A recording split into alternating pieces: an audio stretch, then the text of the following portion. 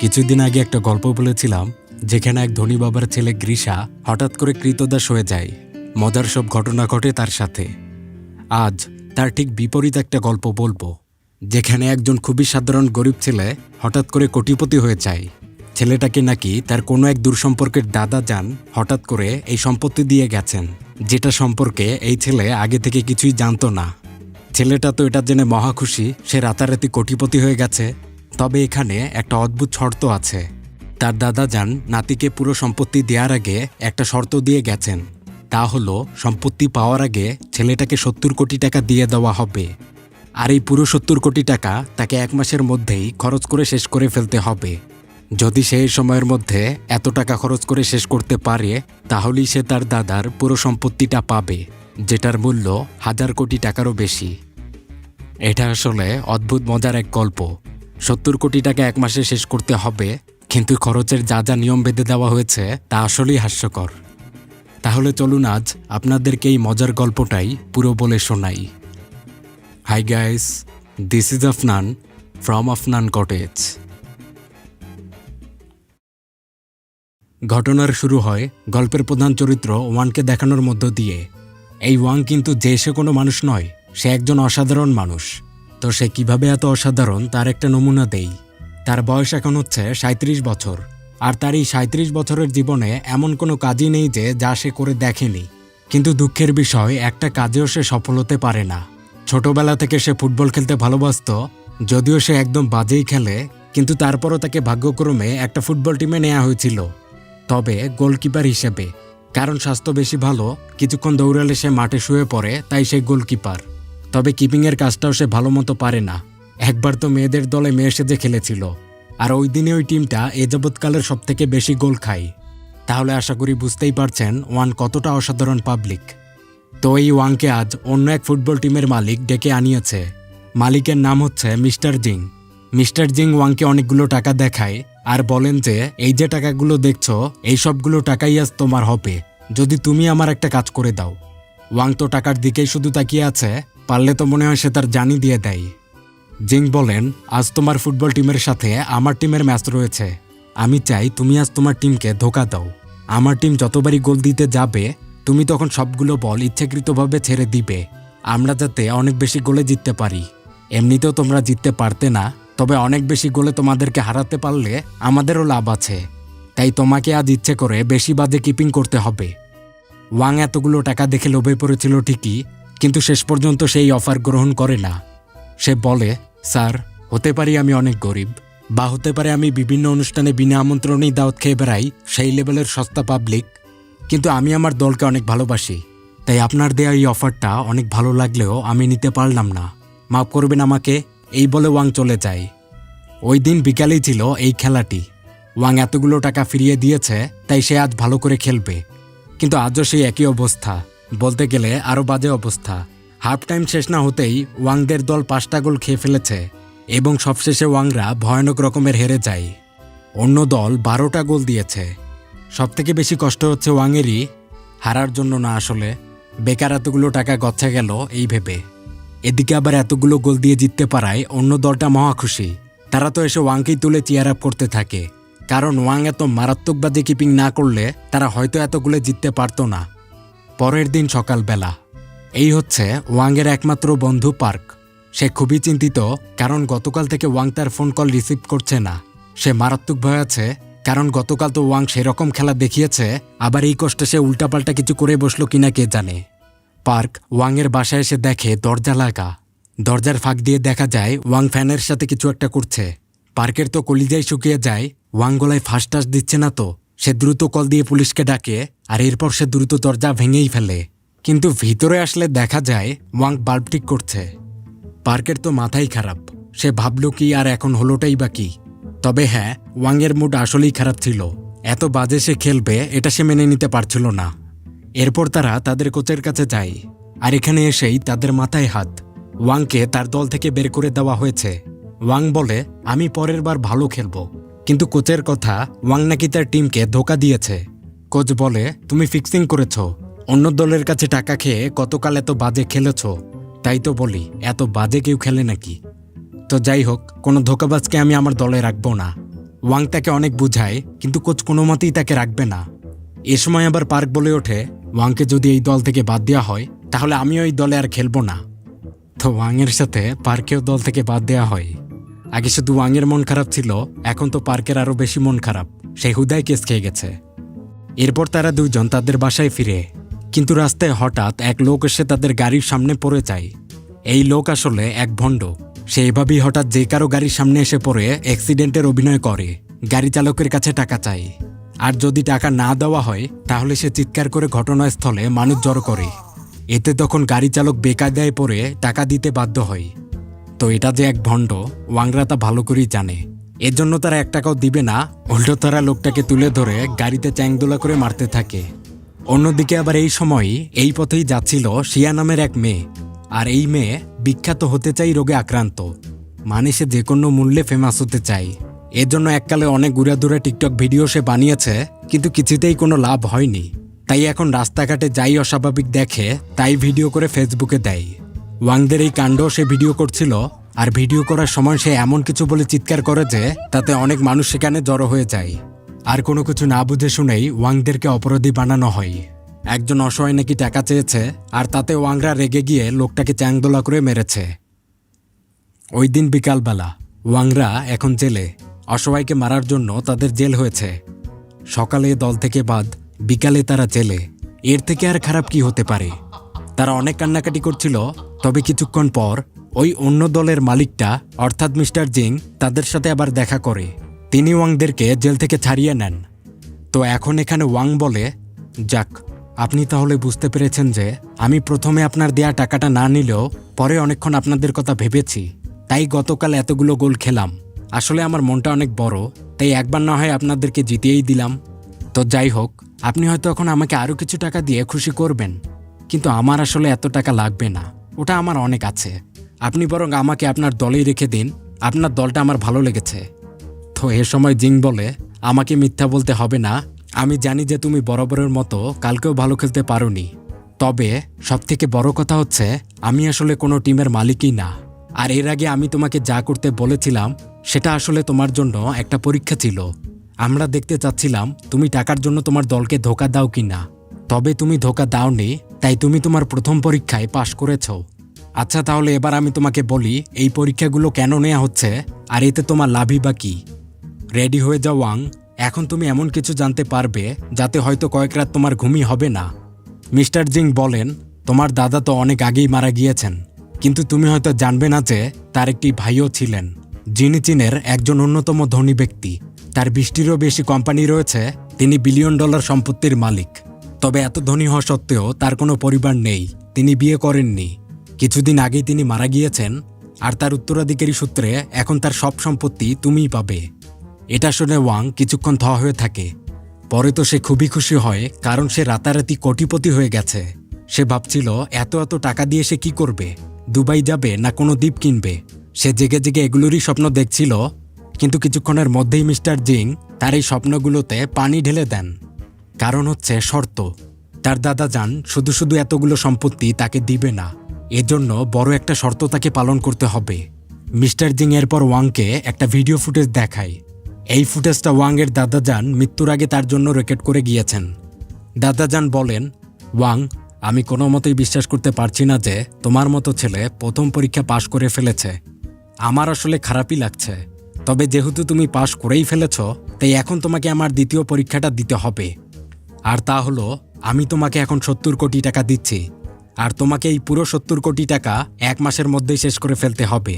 তুমি যদি এটা করতে পারো তাহলেই কেবল আমার বাকি পুরো সম্পত্তি তুমি পেয়ে যাবে। তবে এখানে আমার কিছু নিয়ম আছে, এই নিয়মের বাইরে তুমি এই 70 কোটি টাকা খরচ করতে পারবে না। রুল নাম্বার 1, কোনো ধরনের চ্যারিটি বা সমাজসেবায় তুমি এই টাকাগুলো দান করতে পারবে না। রুল নাম্বার 2, তুমি এই টাকা নিয়ে আবার অন্য কোনো সম্পত্তি বা বাড়ি গাড়ি এগুলো কিনতে পারবে না। রুল নাম্বার 3, প্রয়োজনের থেকে অতিরিক্ত কোনো কর্মচারী তুমি রাখতে পারবে না, হোক সেটা তোমার বাড়ি, অফিস বা অন্য কোনো জায়গা। রুল নাম্বার 4, কোনো মূল্যবান বা দামি কোনো জিনিস কিনে সেটা আবার ইচ্ছে করেই নষ্ট বা জ্বালিয়ে শেষ করতে পারবে না। মানে কোনো কিছু তুমি তোমার প্রয়োজনেই কিনেছ, কিন্তু সেটা ইচ্ছে করে নষ্ট করে আবার নতুন করে ওই জিনিসটাই কিনতে পারবে না। রুল নাম্বার 5 এবং সর্বশেষ রুল হচ্ছে, আমার দেয়া এই 1 মাসে 70 কোটি টাকা খরচের শর্তটা তুমি তোমার পরিচিত বা অপরিচিত কাউকেই বলতে পারবে না। এইসব কিছু মেনেই যদি তুমি এই টাকা খরচ করতে পারো তাহলেই তুমি আমার পুরো সম্পত্তি পাবে, না হলে কিছুই পাবে না। তখন এই সম্পত্তিগুলো নানা চ্যারিটি ফান্ডে দান করা হবে। তো যে রুলি দেওয়া হোক না কেন, ওয়াং তো কোটিপতি হবেই, তাই সে এসবে রাজি হয়ে যায়। এরপর মিস্টার জিং ওয়াংকে বলে, তুমি তো অঙ্কে খুব একটা ভালো না, তাই খরচের হিসাবে গরমিল করতে পারো। আর আমরাও চাই তোমার এই খরচগুলো কেউ ঠিকঠাকভাবে পর্যবেক্ষণ করুক। তাই আমি তোমার সাথে একটি সেক্রেটারি দিয়ে দিচ্ছি। সে তোমার কাজ পর্যবেক্ষণ করবে আর তোমার খরচের হিসাব রাখবে। ওয়াংকে তার সহকারীর সাথে পরিচয় করে দেওয়া হয়। আর এটা অন্য কেউ নয়, এটা ওই শিয়া নামের মেয়েটাই ছিল। তারা তো দুইজন একে অপরকে দেখা মাত্রই খেপে যায়, বিশেষ করে ওয়াং, কারণ তাকে তো শিয়ার জন্যই জেল খাটতে হয়েছে। তবে শিয়া এখানে ওয়াংয়ের সাথে কোনো মতেই কাজ করবে না। শিয়া তার বদলি নিতে চায়, তবে ওয়াং বলে, না না, আমার তো এই মেয়েকেই লাগবে, অনেক হিসাব বাকি আছে, সুদে আসলে সব মিটিয়ে নিব। এরপর শিয়াকে যখন পার্ক দেখে সেও অনেক খেপে যায়। সে বলে, আরে এই মেয়ে এখানে কি করছে, এরা তো ধোলাই দিব আমি। ওয়াং বলে, আরে না, লাগবে না, সে আমার অ্যাসিস্ট্যান্ট, সে এমনিতেই ধোলাই হয়ে গেছে। পার্ক আসলে সব কিছুই বুঝতে পারছিল না। পরে যখন সে জানতে পায় ওয়াং কোটিপতির নাতি, তখন সে বেহুশি হয়ে গিয়েছিল। পরে ওয়াংকে তার মোট সম্পদের একটা ঝলক দেখানো হয়, তখন তো ওয়াংও বেহুশ হয়ে যায়। পরের দিন ওয়াং তার বাকি সকল বন্ধুবান্ধবদের নিয়ে একটি রাজকীয় হোটেলে আসে। এই বন্ধুগুলো হচ্ছে ওয়াংয়ের ফুটবল টিমের সদস্য, আর এই দলটা এখন ওয়াং কিনেই নিয়েছে। এত রাজকীয় হোটেলে প্রথমবার আসায় ওয়াংয়ের বন্ধুরা সেখানে হইহুল্লোড় করে ছবি তুলছিল। বিষয়টা হোটেল ম্যানেজার লক্ষ্য করলে তিনি এসে বলেন, স্যার, এই হোটেলে মানুষ থাকতে আসে, খেতে আসে, এটা ছবি তোলার জায়গা না, তাই দয়া করে চলে গেলে আমাদের জন্য ভালো হয়। ওয়াং বলে, আরে ধুর, ছবি তুলে কি হবে, আমি তো এই হোটেল কিনেই নিব ভাবছি, কত টাকা লাগবে আপনার? এটা শুনেই তো ম্যানেজার হতবাক। তবে শর্ত মতে ওয়াং কিন্তু কোনো প্রপার্টি কিনতে পারবে না। তাই ওয়াং বলে, আচ্ছা আমি হোটেল কিনবো না, তবে আমার এই বন্ধুগুলো পুরো 1 মাস এই হোটেলে থাকবে, আর আমি তার সব টাকা একবারেই দিয়ে দিচ্ছি। এটা শুনেই ম্যানেজার খুশিতে আত্মহারা। সে ওয়াংদের সবাইকে সাদর আমন্ত্রণ জানায়, মনে হচ্ছে যেন ওয়াং তার একমাত্র মেয়ের আদরের জামাই। এরপরে ওয়াংয়ের সাথীরা সবাই পেট পুরে খাবার খায়, কারণ এরকম খাবার ও সার্ভিস তারা এর আগে জীবনে কখনো পায়নি। এরপর ওয়াং স্টেজে গিয়ে একটি ঘোষণা দেয়।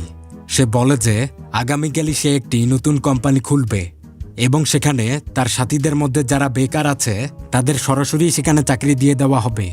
আর এই কোম্পানির এমডি বানানো হয় ওয়াংয়ের সবথেকে কাছের বন্ধু পার্ককে। পার্ক তো তখন এই খুশিতে কেঁদেই ফেলে। পরের সকালে শিয়ার বয়ফ্রেন্ড ওয়াংয়ের সাথে দেখা করতে আসে। তার নাম হচ্ছে লি। আসলে ওয়াং নিজেই লিকে ডেকে আনিয়েছে। শিয়া তার প্রেমিককে নিয়ে খুবই গর্ব করত। সে সবসময় ওয়াংকে বলে, আমার যে বয়ফ্রেন্ড আছে তার খুব বেশি টাকা নেই, কিন্তু সে সৎ ও মেধাবী, সে পরিশ্রমী এবং সে বইও লেখে। তো এই সুনামধন্য প্রেমিকটাকে দেখতেই ওয়াং তাকে ডেকে এনেছে। ওয়াং প্রথমে লিকে ড্রিঙ্ক অফার করে, কিন্তু লি বলে, আমি ড্রিঙ্ক করি না, এটা বাজে অভ্যাস। তখন সাথে সাথে ওয়াং অনেকগুলো টাকার বান্ডিল এনে লিকে দেয় আর বলে যে, তুমি তো ভালোই বই লেখো তাই না? এখন থেকে আমি আমার বিভিন্ন অনুষ্ঠান, মিটিং, এগুলোতে যা যা বক্তব্য দিব তার সবই তুমি আমাকে আগে থেকে লিখে দিবে, আর প্রতি বক্তব্যের জন্য এরকম টাকাই তুমি পাবে। এটা শুনেই লি খুশিতে আত্মহারা হয়ে যায় আর ওয়াংয়ের সাথে ড্রিঙ্ক করতে শুরু করে। এরপর ওয়াং শিয়াকে বলে, আচ্ছা শিয়া, তুমি তো বলেছিলে তোমার প্রেমিক অনেক মেধাবী, অনেক লেখাপড়াই সে করেছে। তো আমার বাসায় একটা বাগান আছে, আর আমি সেটা দেখাশোনার লোক খুঁজছি, মানে মালি খুঁজছি। আমি ভাবছিলাম এই কাজটা তোমার প্রেমিককেই দেই, যদিও মালির কাজ, কিন্তু অনেক বেতন দিব। তবে তোমার প্রেমিককেই মালির কাজটা করতে চাবে? লি দৌড়ে এসে বলে, আরে করব না মানে, 100 বার করব, আপনি শুধু টাকা ঢালেন, দরকার হলে আমি বাগানের গাছকে কবিতা পড়ে শোনাবো। এসব দেখে শিয়ার অনেক রাগ হয় ও সে লজ্জা পেয়ে চলে যায়। এরপরে ওয়াং তার একটি কোম্পানি মিটিংয়ে এসে উপস্থিত হয়। ওয়াং এসে দেখে এখানে বিভিন্ন কোম্পানির শেয়ার বেচাকেনা নিয়ে কথা হচ্ছে। ওয়াং এত সব কিছু বুঝে না, সে শুধু জিজ্ঞেস করে কোন কোম্পানিগুলো এখন লোকসানে আছে এবং কোন কোম্পানিগুলোতে টাকা খাটালে তাদের লস হতে পারে। তো ম্যানেজার বলেন, সবুজ রঙের কোম্পানিগুলোর অবস্থা খুব একটা ভালো না। ওয়াং তখন বলে, এগুলোই তো আমি খুঁজছি, এগুলোর সব শেয়ার কিনে নাও। শিয়া তখন বলে, আরে এগুলো কিনে নিলে তো অনেক লস হয়ে যাবে, এই কোম্পানিগুলো তো লোকসানে, দেউলিয়া হবার পথে। ওয়াং বলে, আরে সমস্যা নেই, আমিও দেউলিয়া হব। এরপর এইগুলোরই শেয়ার কিনে নেওয়া হয়। আসলে ওয়াং তো চায় 70 কোটি টাকা যত দ্রুত সম্ভব 1 মাসে শেষ করে ফেলতে, তার জন্যই সে ইচ্ছে করে টাকা লস করাচ্ছে। কিন্তু শিয়া কিন্তু এই শর্তের ব্যাপারে কিছুই জানতো না, তাকে এসব কিছুই বলা হয়নি, তাকে শুধু তার খরচের হিসাব রাখতে বলা হয়েছে। তো যাই হোক, এই দিকেই খবর যখন চারদিকে ছড়িয়ে পড়ে যে ওয়াংয়ের মতো কোটিপতি লোকসান হওয়া কোম্পানির শেয়ার কিনে নিচ্ছে, তখন ওয়াংয়ের কাছে মোটামুটি পাগল প্রায় এক লোক এসে হাজির হয়। এসে বলে, স্যার, আমি একজন এই নতুন প্রজন্মের বিজ্ঞানী, কিন্তু কেউই আমার মতো বিজ্ঞানীকে কদর করছে না, শুধু করছে অবহেলা। তবে আমি আপনার কাছে অনেক আশা নিয়ে এসেছি। আপনি মহাদয়ালু, দয়া করে আপনি আমার আবিষ্কার করার প্রজেক্টটি দেখুন আর তাতে ইনভেস্ট করুন। এরপর দেখা গেল এই লোক একটি সুইমিং মেশিন আবিষ্কার করেছে, যেটা দিয়ে পানি ছাড়াই সাঁতার কাটা যাবে। মানে যারা পুকুরে নামতে ভয় পায় বা সাঁতার পারে না, তারা এটাতে করে পানি ছাড়াই সাঁতারের ফ্লেভার নিতে পারবে। তো এই মহা আবিষ্কারটা দেখে সেখানকার সবাই তাকে পাগল ভেবে বের করে দিতে চায়। তবে ওয়াং তাদেরকে থামায় আর বলে, আমি এই লোকের প্রজেক্টে ইনভেস্ট করব, তার যত টাকা দরকার দিয়ে দাও। এরপর এই অবস্থা দেখে ওয়াংয়ের কাছে আরও নানা লোকজন এসে তাদের উদ্ভট সব আইডিয়া দেখায়, আর ওয়াংও যে আইডিয়াই দেখে তাতেই টাকা ইনভেস্ট করে দেয়। সবাই আনন্দ উল্লাসে মেতে ওঠে, ওয়াংও অনেক খুশি। সে ভাবছিল এভাবে চললে তো সে 15-20 দিনের মধ্যেই ওই টাকাগুলো শেষ করে ফেলবে। ইতিমধ্যেই অর্ধেকের বেশি টাকা শেষ হয়েও গেছে। পরের সকালে ওয়াং তার বাগান দেখতে বেরিয়েছিল। এখানে দেখা যায় শিয়ার প্রেমিক অর্থাৎ লি মালির কাজ করছে। লি বলে, জনাব ওয়াং, আপনি হয়তো আমাকে শুধু আপনার কর্মী মনে করেন, কিন্তু আমি তো আপনার বিশেষ কেউ হতে চাই। আমি আপনাকে অনেক সম্মান করি। এই যে দেখুন, গাছগুলোকে কেটে আমি আপনার মূর্তির মতো করে বানিয়েছি, দেখতে খুব সুন্দর, তাই না? ওয়াং তখন শিয়ার দিকে তাকিয়ে বলে, তোমার গ্রাজুয়েট প্রেমিক তো দেখছি গাছ কেটে ভালোই মূর্তি বানায়। না, সে আসলেই অনেক মেধাবী। এসবে শিয়া অনেক রেগে যায়। সেই লিকে বলে, ভালোই তো, তুমি টাকার কাছে বিক্রি হয়ে গেছো, কবি থেকে এখন সরাসরি মালি। আমি আর কি বলি, তোমার সাথে আমার ব্রেকআপ। এরপর ওয়াং সকালে মিস্টার চ্যাং ও মিস্টার মিং নামের 2 জন লোকের সাথে গল্ফ খেলতে আসে। এই মিস্টার চ্যাং ও মিং ছিল ওয়াংয়ের দাদার বিশ্বস্ত ও প্রিয় 2 জন লোক, যারা আর কি ওয়াংয়ের দাদার বেশ কাছের ছিল। ওয়াং যদি তার এই পরীক্ষায় পাশ না হয়, তাহলে কিন্তু ওয়াংয়ের দাদার সব সম্পত্তি চলে যাবে এই 2 লোকের ফাউন্ডেশনেই। তাই এই চ্যাং ও মিং চায় ওয়াং যাতে এই পরীক্ষায় সফল না হয়। এটা ওয়াংও জানতো, তাই সে তাদের 2 জনকে একটি বিশেষ দুপুরের খাবারে আমন্ত্রণ জানায়। দুপুরের খাবারে সবাই খুবই সুস্বাদু সব খাবার খাচ্ছে, কিন্তু দামি খাবারগুলো চ্যাং ও মিংয়ের সামনে থেকে সরিয়ে নেওয়া হয়। ওয়াং এসে বলে, আমি আন্তরিকভাবে দুঃখিত। আমার দাদার দেয়া রুল অনুযায়ী আমি শুধু আমার প্রিয় মানুষ বা আমার কর্মীদেরকেই দামি দামি খাবার খাওয়াতে পারবো। আপনারা তো এই লিস্টে পড়েন না, তাই এই নেন, আপাতত আপনারা এই নুডলসগুলোই খান। আসলে ওয়াং তাদেরকে অপমান করার জন্যই ডেকেছে, কারণ চ্যাং ও মিং চায় না যে ওয়াং তার পরীক্ষায় সফল হোক। এরপরের দিন ওয়াং প্রায় 20 লক্ষ টাকা খরচ করে পৃথিবীর সেরা একজন বিজনেস অ্যাডভাইজরকে হায়ার করে। বিজনেস অ্যাডভাইজর বলতে আসলে বোঝায় কোনো ব্যবসায় উন্নতি বা মঙ্গলের জন্য যারা খুবই ভালো পরামর্শ দিতে পারে, এরকম বিশেষ ব্যক্তি। এই লোকটার নাম ছিল মিস্টার লাফেট। তো এরকম একজন বিখ্যাত লোককে ভাড়া করে আনায় পুরো শহরে হৈহুল্লোড় পড়ে গিয়েছিল। সবাই মিস্টার লাফেটের সাথে ছবি তুলতে চায়, অটোগ্রাফ নিতে চায়। কিন্তু অন্যদিকে ওয়াংকে দেখা যায় তিনি মিস্টার লাফেটকে অদ্ভুত সব প্রশ্ন করে যাচ্ছেন। মানুষেরা যেখানে এরকম লোকদেরকে ডেকে এনে ব্যবসার উন্নতি পরামর্শ করে, সে জায়গায় ওয়াং থেকে জিজ্ঞেস করছে কিভাবে সে ব্যবসায় দ্রুত লস করতে পারবে, একদিনে 1-2 কোটি টাকা লস করলে ভালো হয়, এরকম নানা পরামর্শ সে নিতে চায়। ওয়াং তো এও বলে বসে যে সে এখন থেকে প্রতিদিনই এভাবে মিস্টার লাফেটকে ভাড়া করে আনবে। এটা শুনেই লাফেট খেপে ওঠেন। তিনি বলেন, আপনি কি আমাকে খুবই সস্তা মনে করেন নাকি যে প্রতিদিনই ভাড়া করে আনবেন? আর আমাকে আপনি কী সব প্রশ্ন করছেন? কোম্পানি লস করবেন কিভাবে, কোম্পানি ডুবাবেন কিভাবে, যত সব অযৌক্তিক প্রশ্ন। এই বলে লাফেট রেগে মেগে চলে যায়। তবে ওয়াংয়ের তো কিছু যায় আসে না।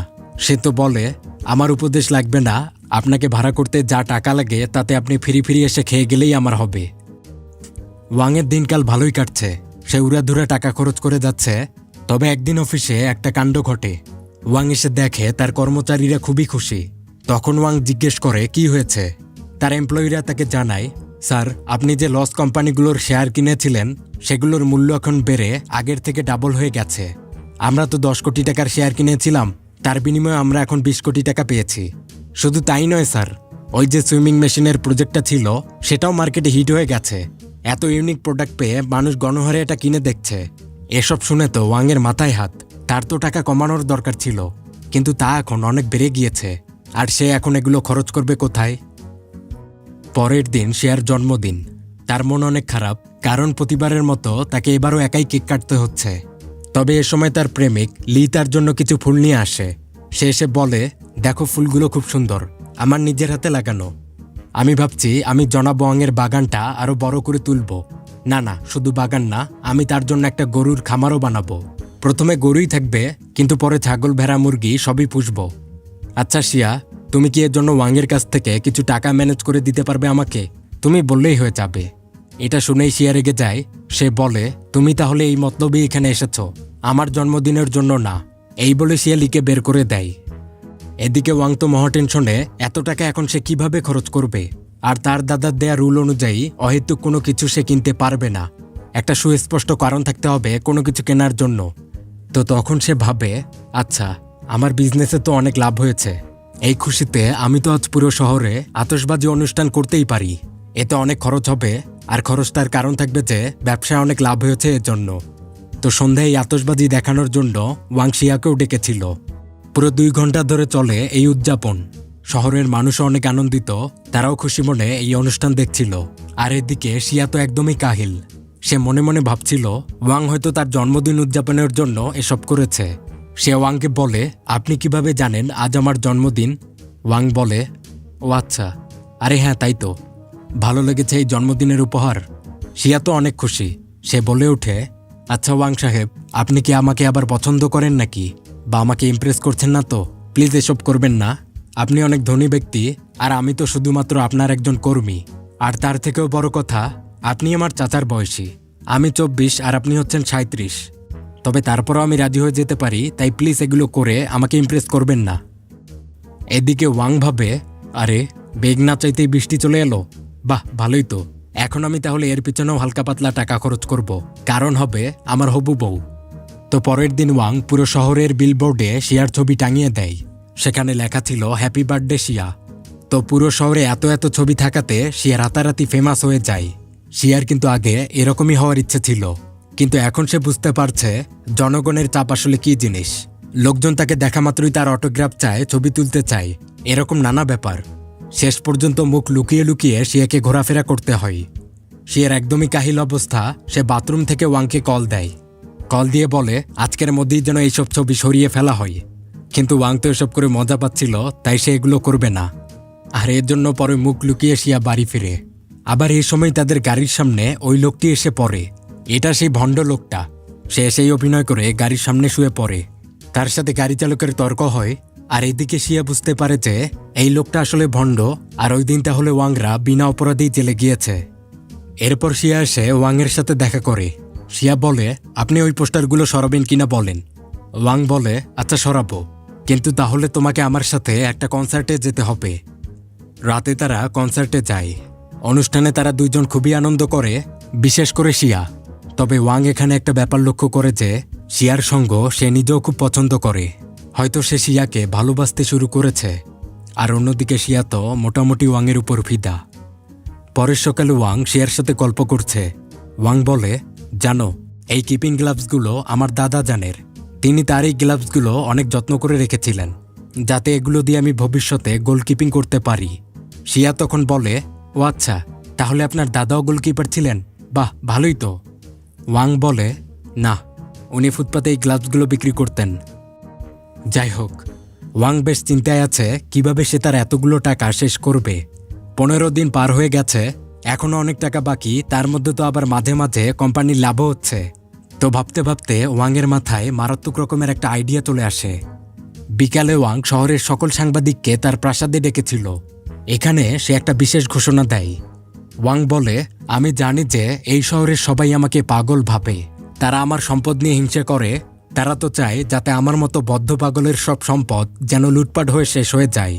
আমি যেন পথের ফকির হয়ে যেতে পারি, কারণ আমার মতো এত মাথামোটা লোকের এই সম্পদ থাকা উচিত নয়। তাই আজ আমি আপনাদেরকেই একটা সুযোগ দিচ্ছি, আমাকে নিঃস্ব করার সুযোগ। আগামী 15 দিন এই শহরে একটা প্রতিযোগিতা চলবে, ওজন কমানোর প্রতিযোগিতা।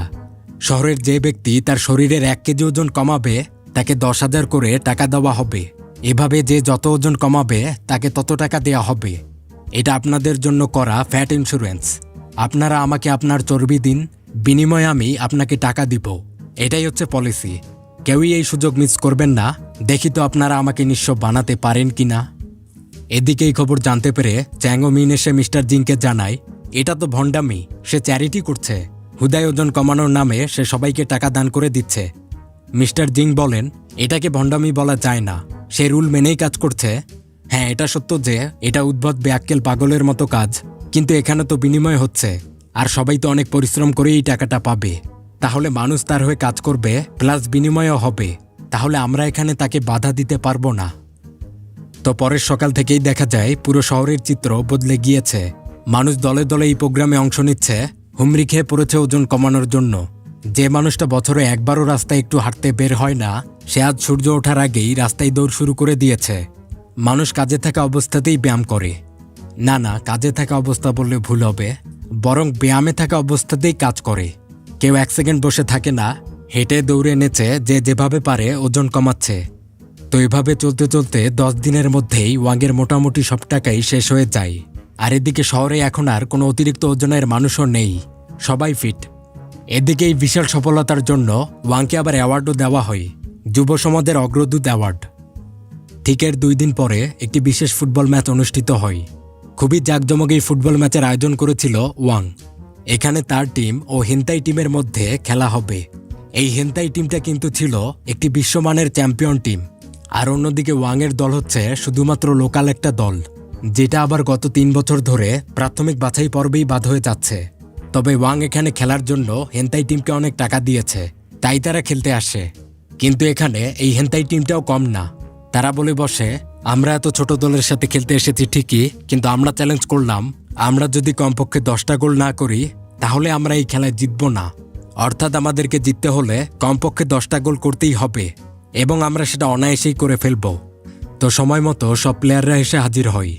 বিশেষ আশ্চর্যকর এই খেলাটি দেখার জন্য দেশ দেশান্তর থেকে নানা মানুষ এখানে এসেছে।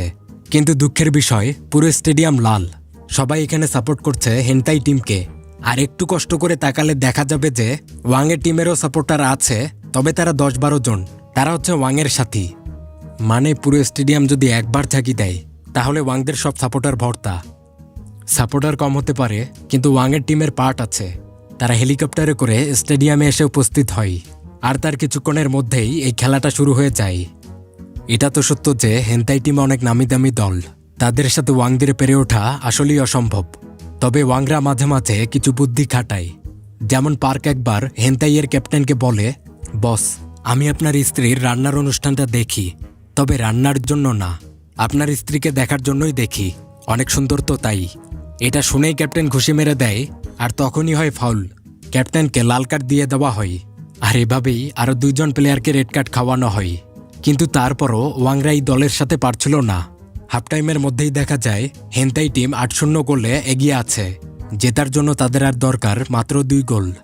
হাফ টাইমে ওয়াংদের দলের কোচ এক জ্বালাময়ী বক্তব্য দেয়। তিনি বলেন, আজ আমরা জিতবই। হতে পারে আমরা এই খেলায় 1 গোলও দিব না, নীলই থাকবো, তবে এটা ব্যাপার না। ব্যাপার হচ্ছে আমাদের বিপক্ষ দলকে কোনোভাবেই 10 গোল করতে দেওয়া যাবে না। তাই আমাদের টার্গেট হচ্ছে গোল দেয়া নয়, গোল বাঁচানো। তাই চলো আমরা পুরো মাঠে ছড়িয়ে পড়ি, সব প্লেয়ারদেরকে ঘিরে ধরি, গোল পোস্টে জড়ো হয়ে যাই, যাই হবে হোক গোল করতে দিব না। এরপর এটাই করা হয়। ওয়াংয়ের টিম যানজীবন দিয়ে বল আগলে রাখছে। অন্য দলের প্লেয়ারদেরকে ঠিকঠাক নড়তে দিচ্ছে না।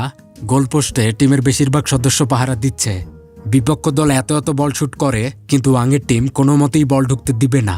মার খেতে খেতে তারা নেতিয়ে পড়ছে, কিন্তু হাল ছাড়ে না। আর এই অবস্থা দেখে খেলার পরিবেশ ইমোশনাল হয়ে যায়। তাই ধীরে ধীরে গ্যালারির অনেক দর্শকই এখন ওয়াংদেরকে সাপোর্ট করতে শুরু করে। বিপক্ষ দলের 9 গোল হয়ে গেছে, আর দরকার 1 গোল। সময় বাকি 5 মিনিট। ওয়াংদের দলের প্লেয়াররা মার খেতে খেতে অনেকে ইনজুরি হয়ে গেছে। প্লেয়ার এখন শর্ট, তাই শেষ পর্যন্ত দলের কোচি খেলায় নামতে আসে। সেই খেলবে, তাও জিততে হবে। এবার গ্যালারির বেশিরভাগ দর্শক ওয়াংদের সাপোর্টে। শুধু দর্শকই না, মিডিয়া থেকে শুরু করে খেলার ভাষ্যকাররা পর্যন্ত ওয়াংদেরকে সাপোর্ট করছে।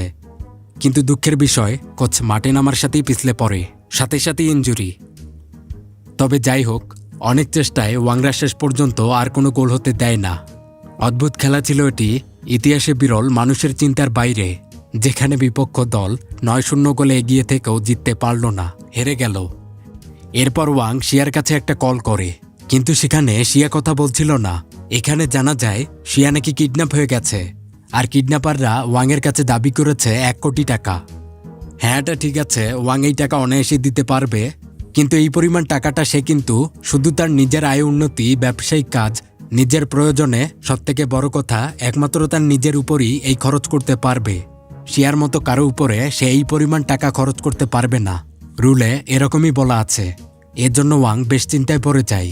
ওয়াং ভাবে এগুলো মনে হয় চ্যাং ও মিনের কাজ, তারা হয়তো কোনো বুদ্ধি করে ওয়াংকে ফাঁসাচ্ছে। তো ওয়াং তার লোকজন নিয়ে চ্যাংমিনের কাছে যায়, তাদেরকে সেই পিটানো পিটায়, কিন্তু তারা আসলে শিয়াকে কিডন্যাপ করেনি। এরপর ওয়াংয়ের কাছে একটা ভিডিও কল আসে, তাকে বলা হয় আজ সন্ধ্যা 6টার মধ্যেই তাকে 1 কোটি টাকা দিতে হবে, না হলে শিয়াকে মেরে ফেলা হবে। এটা শুনে ওয়াং অনেক চিন্তায় পড়ে যায়। এদিকে দেখা যায় শিয়ার কিছুই হয়নি। এটা আসলে ছিল তাদেরই প্ল্যান। শিয়া রয়েছে মিস্টার জিংয়ের কাছে, আর মিস্টার জিং বলে এটাও হচ্ছে ওয়াংয়ের জন্য একটা পরীক্ষা, তার সর্বশেষ পরীক্ষা। ওয়াং ধন দৌলত ও মানবতার মধ্যে কাকে বেছে নেয়। যদি সে মানবতাকে বেছে নেয় তাহলে সে এই পরীক্ষায় পাশ করে পুরো সম্পত্তিটা পাবে, এমনটাই তার দাদা উইলে লিখে গিয়েছেন। শিয়া বলে ও জীবনও এত সম্পত্তি হারাতে চাবে না। যিনি সম্পত্তির লোভে পুরো শহরকে সিলিম বানিয়ে দিয়েছেন তিনিই সম্পত্তি হারাবেন, তাও আবার আমার জন্য, সম্ভবই না। এদিকে ওয়াংয়ের তো চিন্তায় পাগল প্রায় অবস্থা। সে দ্রুত মিস্টার জিংকে কল দেয়, দিয়ে বলে জিং সাহেব, আমার তো এই মুহূর্তে 1 কোটি টাকা খরচ করতে হবে। এটা না করলে শিয়াকে বাঁচানো যাবে না, তাকে কিডন্যাপ করা হয়েছে। কিন্তু রুল অনুযায়ী আমি তো এই পরিমাণ টাকা অন্য কারো উপর খরচ করতে পারবো না। তাই আমি চাচ্ছি আমার পরীক্ষাটা এখানেই শেষ হোক, বা আমাকেই খরচটা করতে দেওয়া হোক। জিং বলেন রুল কখনো চেঞ্জ হবে না, আর তুমি এই টাকা থেকে শিয়ার জন্য খরচ করতেও পারবে না। যদি করো তাহলে তোমাকে এই পরীক্ষা থেকে বাতিল করা হবে। এখন তুমি ভেবে দেখো, যেটা তুমি ভালো মনে করো সেটা তুমি করতে পারো। তবে হ্যাঁ, মনে রেখো, একটা মেয়ের জন্য হয়তো তুমি তাকে ভালোই বাসো, বা হয়তো তোমার মধ্যে মানবতা জেগে উঠেছে, যেটাই হোক না কেন, ভুলেও এত সম্পত্তি হারিয়ে ফেলো না। কি আর হবে, একটা মেয়ের জীবনই তো যাবে, কিন্তু বিনিময়ে তুমি অনেক টাকা পাবে। ওয়াং মহাবিপদে পড়ে যায়। সে ভাবতে থাকে সে এখন কি করবে। তো সবাই এখানে এটাই ভাবছিল যে ওয়াং তার এত সম্পত্তি হারাবে না, সে টাকা নিয়েও আসবে না। কিন্তু দেখা যায় ওয়াং ঠিকই 1 কোটি টাকা নিয়ে এসেছে। বাড়ির সিঁড়ির মধ্যে বসে সে কাঁদছিল। সে বলে 37টা বছর সিঙ্গেল ছিলাম, কোনো প্রেম করিনি। কেন যে এই বুড়ো বয়সে এসে একটা প্রেম করতে গেলাম, প্রেম করেই আমার কপালটা পোড়া গেল। ইস, আমার এত বড় সম্পত্তি এখন সব খোয়া যাবে। এই বলে ওয়াং বাচ্চাদের মতো কাঁদছিল। কিন্তু এই দিকে এই পরীক্ষায় ওয়াং কিন্তু পাশ হয়ে গেছে, কারণ সে ধন দৌলত ও মানবতার মাঝে মানবতা, ভালোবাসা এগুলোকেই বেছে নিয়েছে। এটা জানতে পেরে ওয়াং তো পুরাই হতবাক। বাড়ি, গাড়ি ও নারী সবই সে একসাথে পেয়ে গেল। এরপর ওয়াংকে তার দাদা জানের আরও একটি ফুটেজ দেখানো হয়, আর তার দাদাও এখানে অনেক খুশি। 2 বছর পার হয়ে যায়। ওয়াং এখন চীনের অন্যতম প্রভাবশালী ও ধনী ব্যক্তি। সে নিজেই অনেক সম্পদ গড়ে তুলেছে। শিয়ার সাথে তার বিয়েও হয়েছিল, তাদের একটি বাচ্চাও হবে। ওয়াং কিন্তু এখনো আগের মতোই আছে। মাঝে একটু গিফটটা ছিল, কিন্তু শিয়া তাকে পুরো ঠিক করে দিয়েছে। সে তার সম্পদের 75% বিভিন্ন গরিব তহবিলে দান করে দিবে, আর এটার জন্যই তারা এসেছিল। কিন্তু এই সময় শিয়া বলে ওঠে, আমাদের সন্তানের জন্য তো আরও একটি সম্পত্তি রাখতে হতো, কি বলো? তখন ওয়াং বলে, আরে তাই তো, আমার সন্তানের জন্য কিছু সম্পত্তি হিসাব করে রেখে যাওয়া দরকার। বলা যায় না ও যদি অকর্মা হয়। এরপর ওয়াং আর ওই দিন টাকা দান করে না। বাসায় এসে লিস্ট করতে থাকে। এই লিস্টটা ছিল তাদের সন্তানের ভবিষ্যতের খরচের লিস্ট। বড় হয়ে তার বাচ্চা কাচ্চারা কি কি খরচ করবে এটাই। তো এই লিস্ট শেষ হয় না। ওয়াং একের পর এক লিস্ট করেই যাচ্ছে। মনে হয় না এটা শেষ হবে। তবে এই গল্পের এখানেই শেষ হয়। আচ্ছা, এখন প্রশ্ন, মনে করুন আপনি হঠাৎ করে এত এত সম্পত্তি পেয়ে গেলেন, তখন কি করবেন? আমি বোধহয় চাঁদের দেশে বাড়ি বানাবো। ভালো থাকবেন সবাই। It's so cold outside. I'm alone, I'm alright. It's so cold outside. I'm alone, I'm alright. It's so cold.